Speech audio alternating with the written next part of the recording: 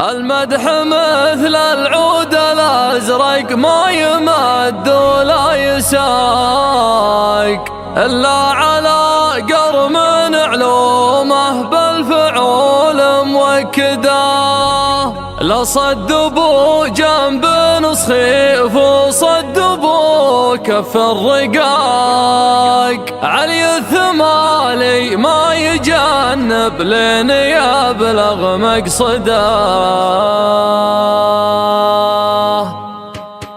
على الطريق اللي نهايته بداية انطلاق، ابدا الخيال يعيش جوه والقديم يجدده. اللون ياخذ راحتي وارتاح من ضيق الخلق، محتاج لي سجات عيد الراحة المستبعدة. ياخذني التفكير لابعد مرحلة وابعد نطاق، واعيش في غربة على الواقع ورحلة مجهدة. منها يمر البال في ضيقه وهم ما يطاق، واميل للعزلة واشوف ان الظروف معقدة. اصعب من شعور الفراق الا شعور الاشتياق، هم من يطاول راعي الفرقة ونار موقدة. من يكثر التفكير في الدنيا ولهوات الفراق، يمكن يبين الحزن في عينه ويجفى مرقده. كافحت في الدنيا بعز وذقت شيء ما يذاق، ما مرت الظروف الليالي باردة ومبردة. بيني وبين العز واسلوم العرب عقد اتفاق، رصيدي اللي ما ملكته في بنوك الاصداق. رزقي وتوفيقي على الله خالق السبع الطباق، اعيش لحظتي ولا افكر في بكره وابعده. كم من سليم شكله